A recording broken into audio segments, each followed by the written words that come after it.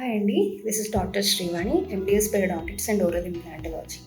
మనం సాధారణంగా dental scaling and gum treatments తర్వాత మౌత్ వాష్ అనేది యూజ్ చేస్తుంటాం. కానీ మౌత్ వాష్ని మీరు సరిగ్గా యూజ్ చేస్తున్నారా లేదా ఇవాళ నేర్చుకుందాం.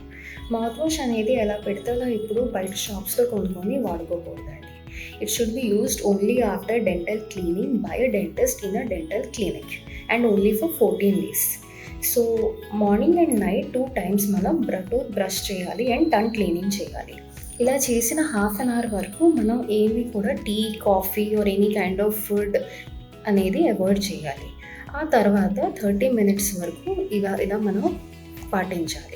దెన్ మౌత్ వాష్ని 10 ml తీసుకొని మనం నోట్లో వేసుకొని 1 minute వరకు చక్కగా రిన్స్ చేయాలి. ఇలా రిన్స్ చేసిన తర్వాత మనం మౌత్ వాష్ని స్పిట్ చేసేయాలి. ఇంపార్టెంట్ థింగ్ ఏంటంటే ఇలా స్పిట్ చేసిన తర్వాత మళ్ళీ మనం నోట్ని వాటర్తో కడుక్కోకూడదు. అప్పుడే ఆ మౌత్ వాష్లో ఉన్న మెడికేటెడ్ పార్టికల్స్ అనేవి, మెడిసినల్ మాలిక్యూల్స్ అనేవి మన tooth surfaces and gums and even tongue మీద కూడా సెటిల్ అవుతాయి. At least for a period of 12 hours. So ఇలా 12 hours వరకు ఆ మెడిసిన్ మాలిక్యూల్స్ అనేవి మన ఓరల్ క్యావిటీలో ఉంటే అవి నోట్లో ఉన్న ఏవైనా బ్యాడ్ బ్యాక్టీరియాని రెడ్యూస్ చేస్తాయి వాటి అమౌంట్ని. సో హాఫ్ అన్ అవర్ తర్వాతే మీరు మళ్ళీ ఏమైనా ఫుడ్ ఆర్ వాటర్ ఏమైనా తీసుకోవచ్చు. సో ఇంపార్టెంట్ థింగ్ ఏంటంటే యూజువలీ చాలామంది మౌత్ వాష్ అనేది తిన్న తర్వాత వాడతారు.